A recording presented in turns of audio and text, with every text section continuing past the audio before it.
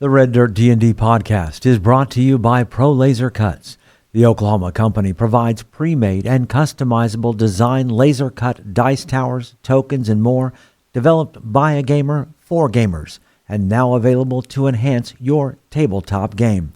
Pro Laser Cuts products can be found at many Oklahoma City area game stores, local events, and now available online at prolasercuts.com.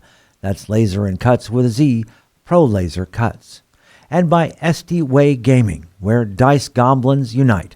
Our friends at SD Way Gaming celebrate the beautiful dice players handpick for their games and splendor. SD Way Gaming has expanded to include many tabletop gaming varieties, accessories, and similar fun necessities to include a service for your dice addiction. You can shop for a variety of products at sdwaygaming.com or find SD Way Gaming on Facebook.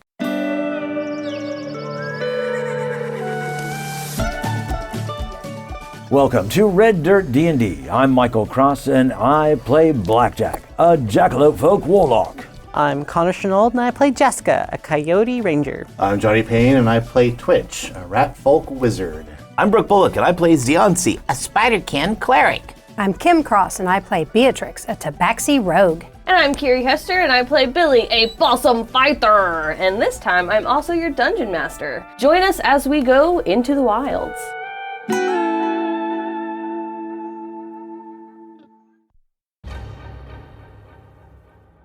After dinner, Fizzlepop Tinkertop is standing on his crate making an announcement to the campers. And he has just revealed that the renovations on the dungeon run have been completed. He says, "It seems only fitting that the new counselors get the first go at it. Let's give the captains from last season's rating high score teams the opportunity to create teams and go through it first. We should have just enough time before curfew for these two lightning quick teams." Of course, you all know Brock. Brock gets up from his seat with the pixie scouts he had been eating with them, pumps his fist in the air a few times as he bounds towards Fizzlepop as the mess hall applauds. Yay, Brock! And if you'll remember, in the underdog story of the year, Callista claimed the other high score spot. Come on down, Callista! Callista rises from her chair and the mess hall absolutely erupts into cheers and applause. There's even a smattering of magical sparks thrown up, which gets a raised eyebrow from Fizzlepop on top of his apple box there. He waits for the cheering to die down. "I'll give you some time to assemble your teams, and then we will commence with this season's first dungeon run." The campers cheer again, stomping their feet and banging their fists on the wooden table. So Brock and Callista are there with all 6 of our counselors, and you're going to make 2 groups of 3. Zionsi, Oh yeah, you're with me. that for sure. And Billy, you coming? I guess so. We are the dream team. All the muscles on Brock's team. You get Beatrix and Jaska.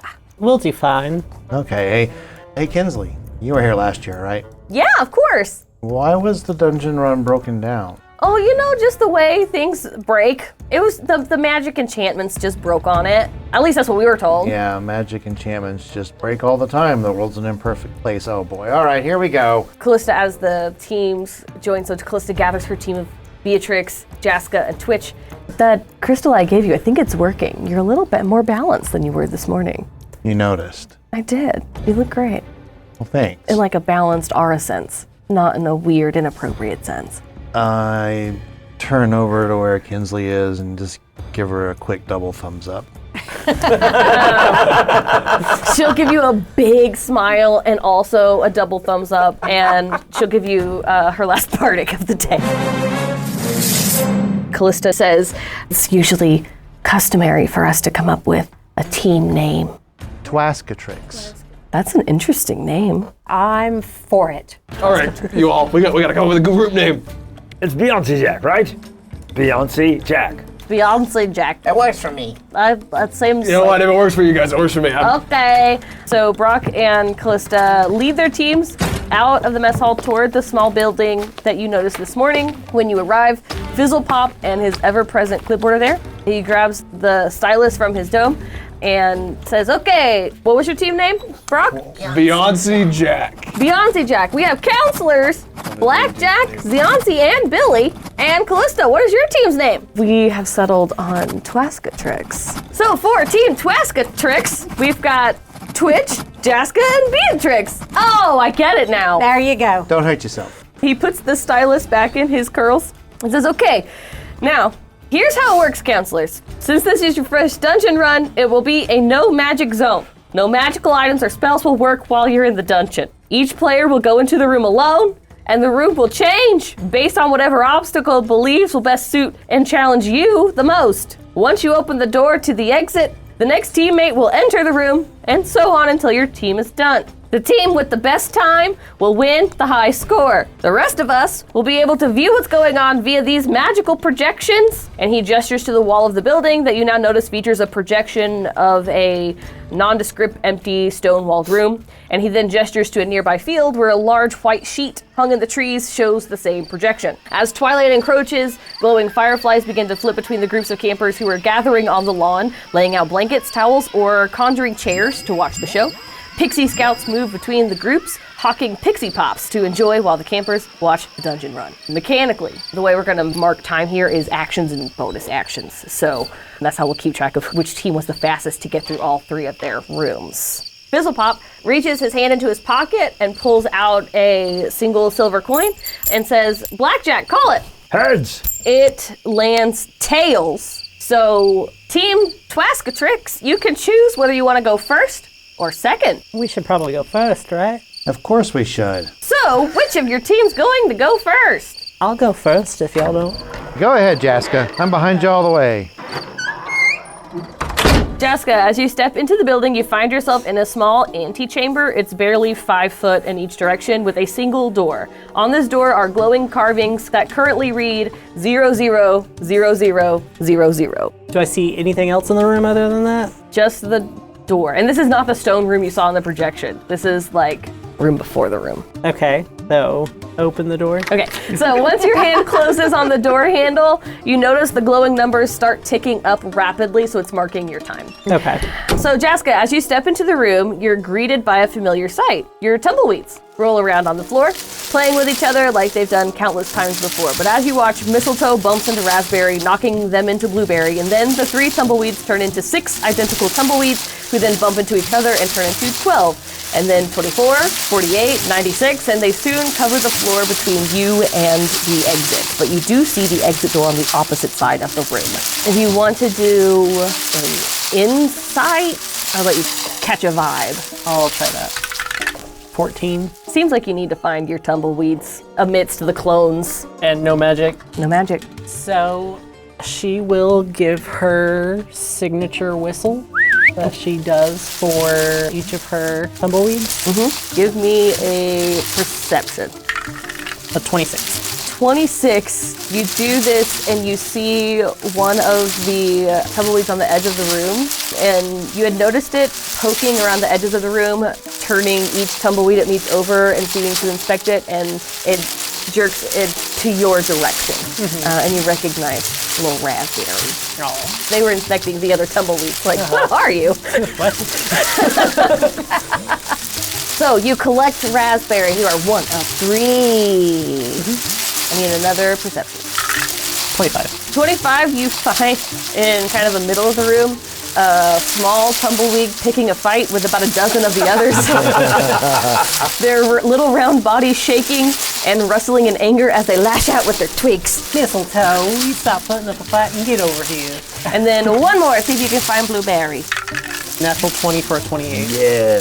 So at this point, you realize and notice that you're being closely followed by one tumbleweed that is going out of their way not to bump into the others.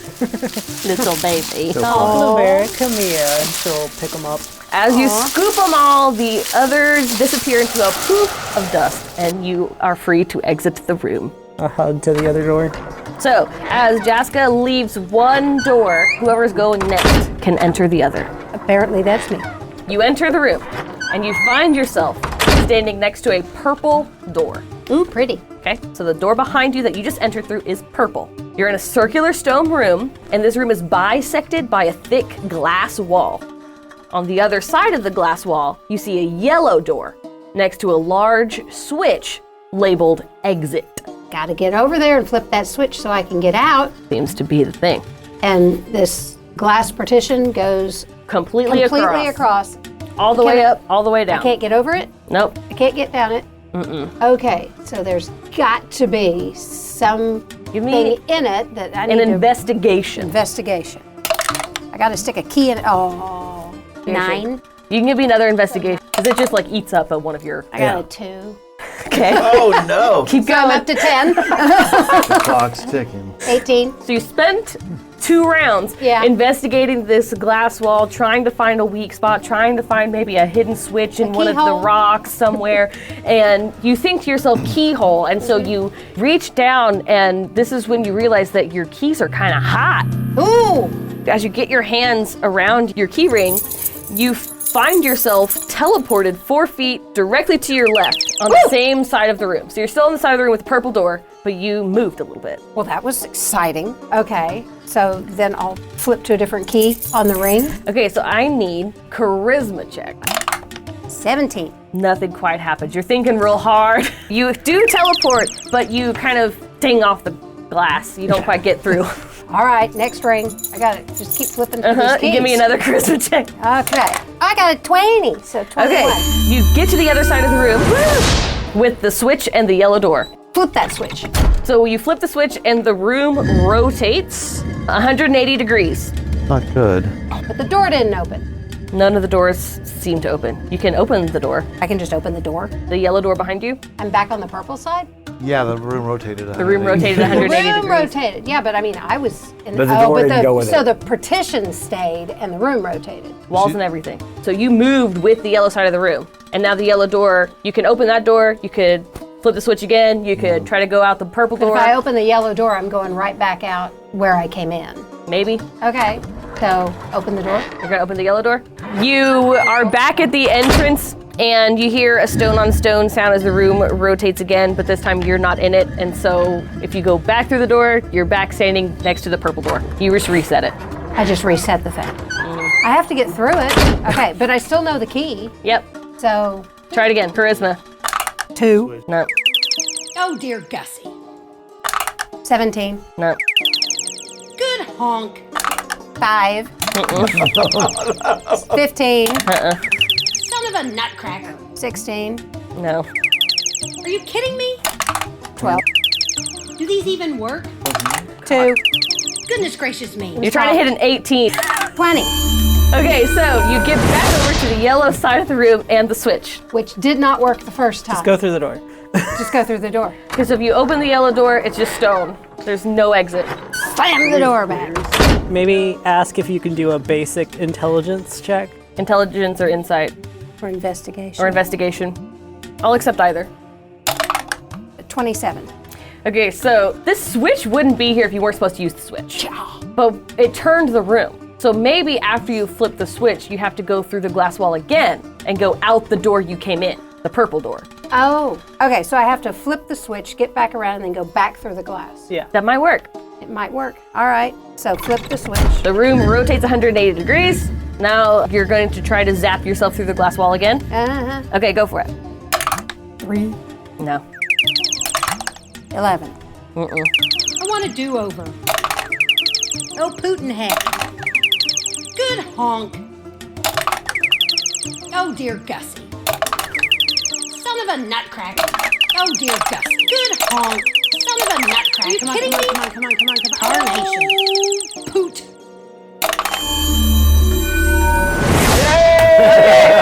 So Beatrix spins a long outside on the projection. You see Beatrix holding her keys and just thinking really hard. Her hair kind of starts to stand on end. I'm thoroughly poofed. You finally get across to Full of static the now. side of the room with the purple door. Gotta go out the purple door. Okay.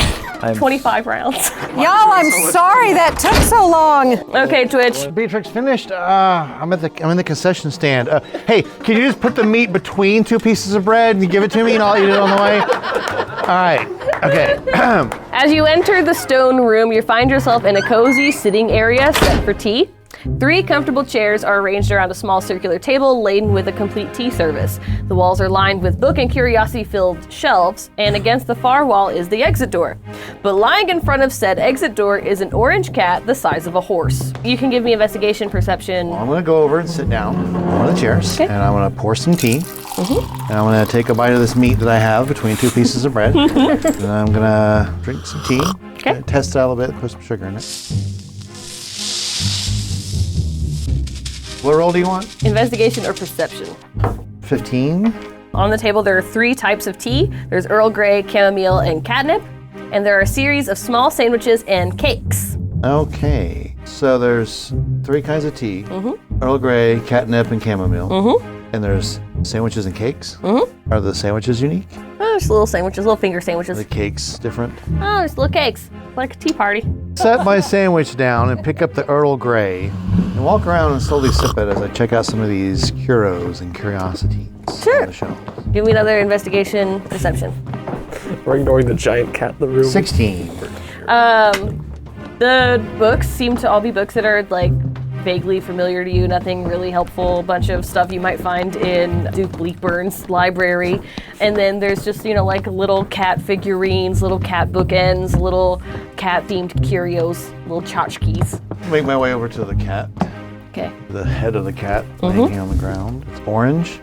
Hey, cat. Kind of just tilts its head at you. Want to come to a tea party? Tilts its head the other way. You're trying to convince the cat to go to the tea party? Trying to see if what I'm supposed to do is to invite the cat to the tea party. Okay, so give me a nature or animal handling. You know what? I'll let you even do it at advantage because you're a rat. I feel like you know cats. 18. You remember Kinsley telling you a story about her orange cat named Mittens? This cat seems disinclined to move unless persuaded appropriately. So is all this tea already made and poured and everything, or are there leaves, loose leaves? You could get some loose leaves. I'll get some loose leaves of the catnip, and I will go rub it on its belly. Okay, give me a persuasion roll to see if it will allow you to touch its tummy. 15. Are you trying to rub the catnip on its tummy? I'm coming in with the catnip to the tummy. So, Twitch, your hand full of catnip, you reach towards this cat's fluffy white tummy, and the cat notices you.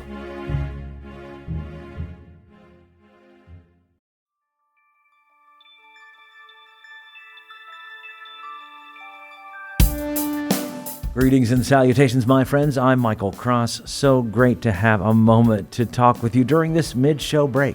First off, I want to invite you all to join us as Patreon members. The money we raise helps us pay for things like the music and sound effects you hear on the show, as well as money to go to events and make new fans. When you become a Patreon member, you get our episodes 4 days early, bonus content, access to our Discord server, and full versions of our roundtable discussions. You'll be joining other fans like Scott Wise, Don Mills, Heath Mormon, and the Lady Kate. So join us right now at patreon.com/RedDirtDnD. Another way to support us is by getting your very own Red Dirt merchandise. You can find things like hats, hoodies, mugs, and t-shirts. Just click on the merch tab at reddirtdnd.com or reddirtrpg.com. Since 2020, the Red Dirt D&D podcast has been close to another Oklahoma actual play Dungeons & Dragons podcast, D20 to Curtain. And me personally, I've had a chance to work on stage with some of the actors on the show. So when you get done with this episode, you should check them out. Hello, fellow D&Ders. My name is Jerome. I'm Jennifer. I'm Jody. And together with our friends Kara, Timothy, and Jared, we are the cast of the D20 to Curtain podcast, where Oklahoma theater geeks and their friends hit record and explore our new addiction to Dungeons & Dragons. We think D&D is more than just a game. It helps us tap into the enduring power of storytelling. We combine live gameplay with behind-the-curtain episodes to share our experiences, insights, habits, discoveries, and passion for D&D with anyone who will listen. We hope D20 to Curtain will make you laugh, cry, maybe even make your experience at your table even more satisfying. Check us out anywhere you listen to podcasts or visit us at d20tocurtain.com or at D20 to Curtain on Facebook, Twitter, and Instagram. We look forward to having you. All we ask is that you have fun, be kind, and play the role. If you're looking for more content, make sure to check out our YouTube page with Mysteries of Beatrix live every Wednesday. Keys from the Golden Vault from the Red Dirt Outlaws dropping every Tuesday at noon, and Plausible Deniability every other Thursday at 7 p.m. So come check it out at youtube.com/@RedDirtRPG or search for Red Dirt RPG on YouTube. And we would love to hear from you. Find us on social media at Red Dirt RPG. You can also get in touch with us through our website at reddirtrpg.com. In the meantime, make sure and subscribe to this podcast and leave a comment on your favorite podcatcher so others can find us. All right, I think that's everything I need to tell you. Right now, let's head back to Red Dirt D&D.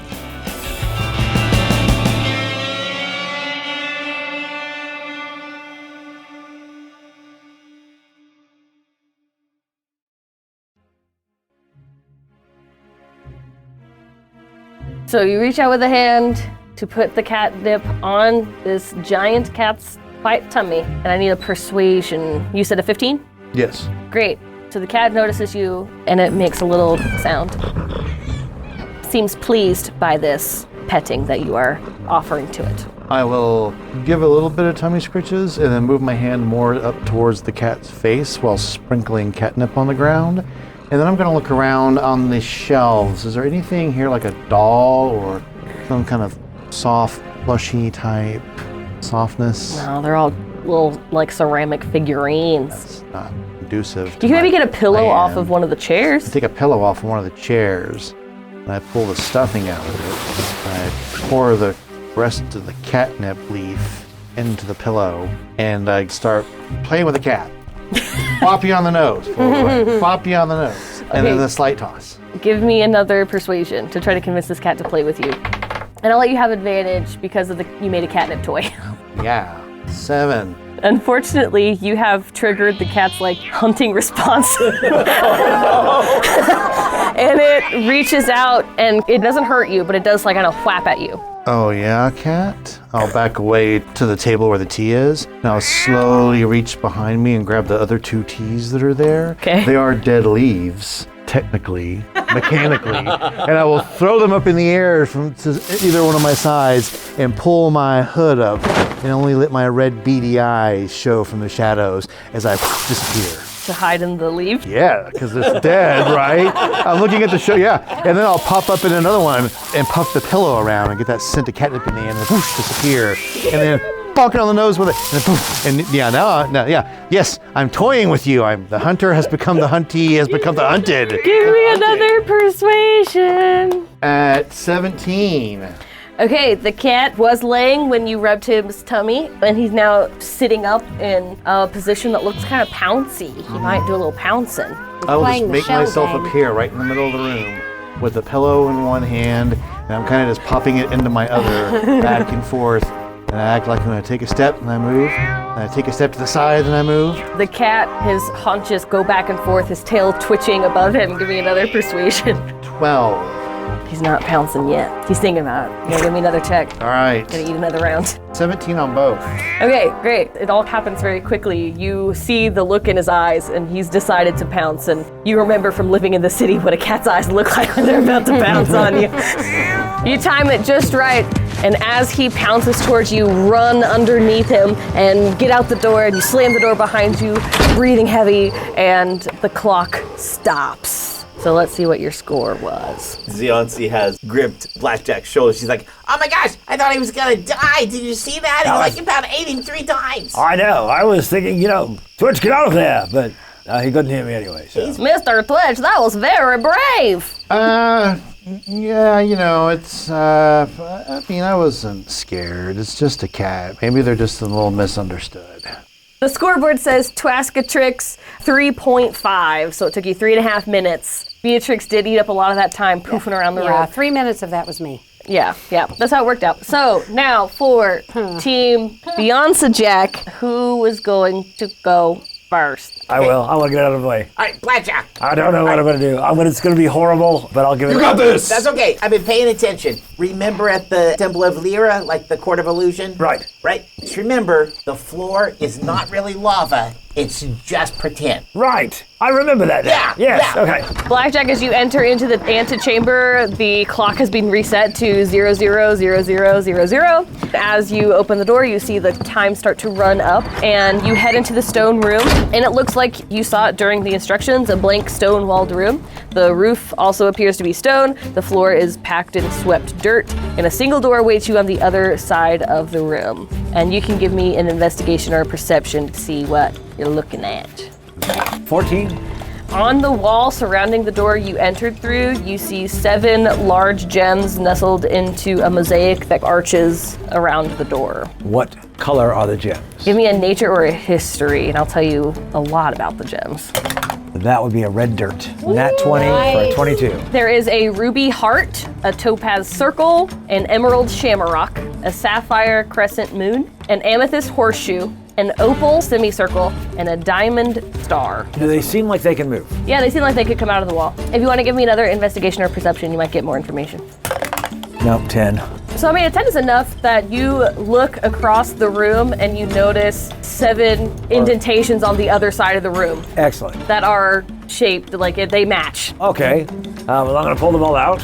You start to pull them out and you'll notice that some of them are heavier than others. Outside Brock just puts his hand on his face and goes, okay, Blackjack, you got this. All right.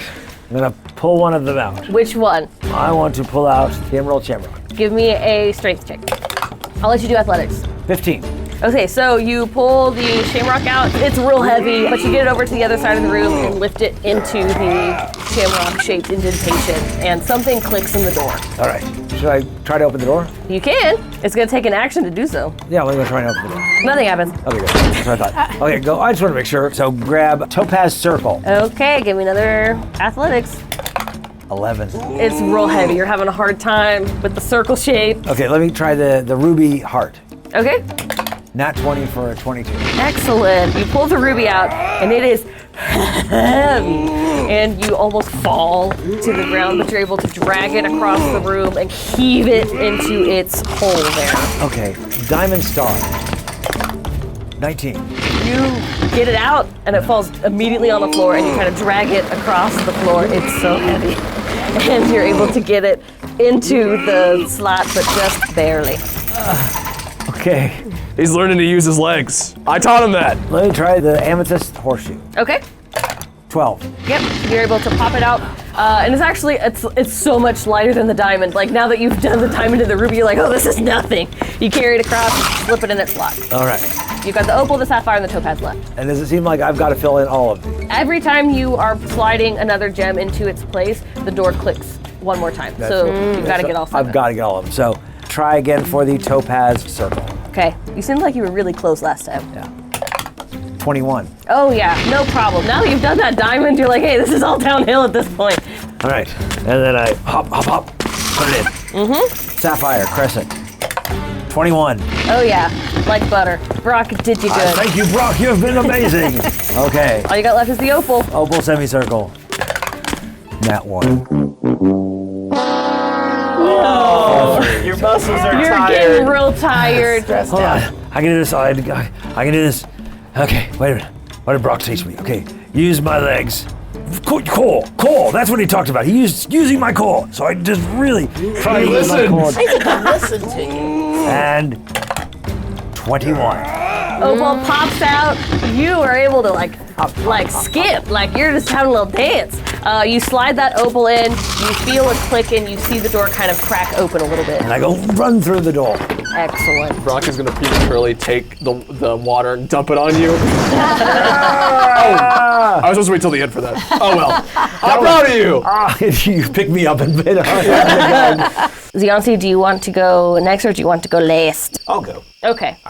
As you step into the stone room, you find it filled with intricate patterns on the floor. It looks like some kind of weird mosaic of color stones arranged in a complex design. The stones are of many different sizes and colors, and it stretches in a pretty straight path from this door to the exit door across the room. So you can give me a perception or investigation to look. Okay. And then let me know if you move at all. That's important in your room. 14 perception. With a 14, you do clock that there are a series of small holes in the walls that you think would trigger some kind of projectile device if you step on the wrong stone tile. And I would say with a 14, you can probably still catch this. On the door behind you, you see a little poem. It says, in colors vibrant, hear the tale, a journey woven in hues so frail. Start with the fiery hue of red, where courage bold is often bred. Move ahead with the calming blue, where wisdom's whisper guides you true. Then to green, the color of life, where choice is made, cut like a knife. Followed by the golden light, where joy and laughter take their flight. Venture next to purple's grace, where shadows dance in secret space. And as you step on orange's gleam, remember life's not what it may seem. So heed this verse, O wise one's kin, and navigate the colors thin, for each misstep may bring a sting, a dart, a challenge, a painful fling. But with true wisdom as your guide, the stones will let you safely bide. So what are you going to do? First thing Xianxi's gonna do is just walk along the wall to the door at the other side and give it a try. Nothing happened. That's what I was afraid of. I forgot that you had that stinking skill. So I walk back along the wall, back to where I began. It's like, darn. And I go ahead and step on the red one. Give me a dex save. 11. Okay, so you don't get impaled. Yay. And give me a wisdom saving throw. That is an 11 also. So as you're reading the poem, climbing along the walls, trying to figure out exactly what you want to do, you hear Billy's voice. You didn't think you could hear things from the outside, but I guess you can. And Billy seems to be talking. You kind of catch him mid-conversation. And he says, he isn't very good at being a cleric or a rogue. Blackjack, Twitch, and me have all almost died, and Deontay he's just not very sneaky either. I don't know, maybe he shouldn't be part of the group. Yeah, have you ever noticed how many times I've stood in the tunnel of light and looked at the end on his watch? Why? I mean, Grandmother Spider gave him all that power and he squandered it. All he ever thinks about is eating. You know, when I first met Xianxi, he was such an amazing roguish spider kid, and we had so much fun. Now he's a cleric of Grandmother Spider, and it's not been very much fun. You hear that, Xianxi, and what are you doing in the meantime? Gosh, I'm feeling a little unconfident, but I think I'm gonna see if I can reach the blue stone. Okay, give me a dex check. 10. You still do not get impaled. Good job. And give me another wisdom save. And that's a natural 1. Thinking back, Billy and Twitch saying mean things, it's one thing, but Blackjack? You thought he was your best friend. I was. And then you hear Jaska's voice chime in. I just can't stand after a battle when he's like, oh, Twitch, you did that amazing thing. We were all there. All of us saw what happened. I just don't know why he feels the need to bring it up all the time. Mm-hmm, yeah. Yeah, I guess that can get a little annoying. You could do one from Elion at some point. I don't know, man. He's just a really lame camp counselor. Probably the worst one I've ever had. Give me another wisdom save. It's a 19. So you're listening and you're doing the math and you're thinking those are your friends' voices, but Elion you've known for like a few hours and Jaska would never say something mean about you. That seems really weird. Yeah, still hurt a little bit though. Why would your friends talk about you behind your back? Wait a minute. Maybe the floor's not lava. Maybe my mind is lava. Maybe the floor's not illusionary. Maybe the voices are illusionary. Yeah. And then Twitch goes, maybe the voices are illusionary. Unfortunately, that's the problem. He's never been very wise. I don't know why he chose to be a cleric. Even his thoughts are stupid. You know, I've always thought with as many extra eyes as he has, he'd be able to be more observant. And with that, Xianxi's 4 eyes like kind of blink rapidly and they look a little misty. And give me another wisdom save. Oh, natural 17, so that is a 23. Okay, you're sure Beatrix would never say anything mean about you. You're I'm about right. to cry saying it in the first place. That's so hard to say. Your thoughts are lava. Yeah. So you're standing there on the blue stone in the path. What are you gonna do? I'm gonna blue sadness. I'm gonna get off a blue stone. I'm gonna move to green. Okay, give me a dex check. It's a 7. I can't see because of the misty eyes. Your foot comes down on that yellow stone. Well, what you thought was the yellow stone, but with all of the tears in your eyes, you actually step on the orange and you feel it depress underneath you and nothing happens. Oh. Give me another wisdom. Oh, 19 plus 6 is 25. The test here isn't the stones on the floor. The test here is having confidence in yourself. So you think, I'm just gonna walk down this path That's confidently. exactly what I'm gonna do. I don't need any of this, and I'm just gonna walk straight toward the door, and I know my friends would never say mean things like that. And as you step on the last stone, it sinks into the floor and you hear the quiet shunk of projectiles fired from holes in the walls. But instead of arrows of poison darts, you're shot with harmless streams of water. Oh, that was refreshing. And you exit the door. I'm going to run over to Ziansi and I'm going to say, Ziansi, you know that I didn't say any of that. You know that I have the utmost confidence in you as a friend, as a cleric, and, just as Ziansi. Well, that's very nice. And he's wiping water, but also misty and I give you tears off of his eyes hug. a little bit. That's okay. You and I, we could tease each other all the time, but I knew it wasn't fake whenever Jaska and Beatrix said something mean. Like they would never. Yeah. I'm gonna be honest, Mr. Ziansi, I wish you would be a little more heely sometimes. A little more quick with the heels. A little less quick with the whip. Yeah, I need to do better about that. Sometimes I just think I can do it on my own, but I really can't. We need all of us. But I guess the clock is ticking. I should probably go in. Billy, we're counting on you. We think you can do it. We believe in you. Be careful in there, because sometimes your thoughts are lava too. Billy, as you enter, you see a table set with 4 scrolls, as well as 4 pedestals behind it. A mouth appears suddenly and says, "Sort the scrolls by their schools, and the way will be revealed." On the pedestals is written, "Evocation, Conjuration, Abjuration, Divination," as your stomach sinks.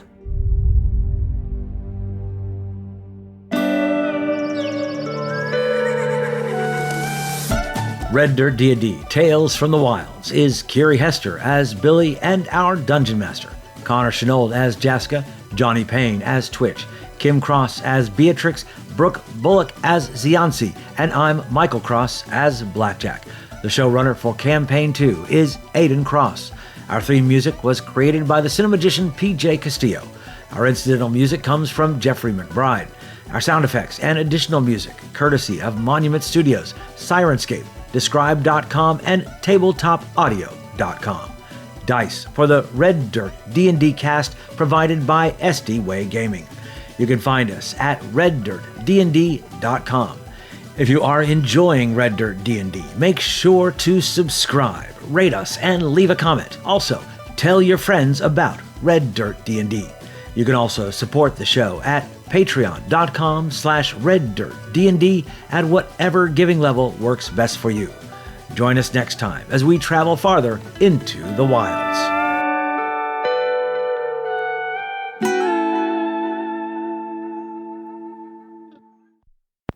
Beatrix, Jaska, and Twitch says, okay, it's usually customary for us to come up with a team name. But Beyonce, Jack. I'm talking to my team. Blackjack, what are you doing? Get over here! Oh, sorry. I was just thinking over there. I got that one. We don't know Jack.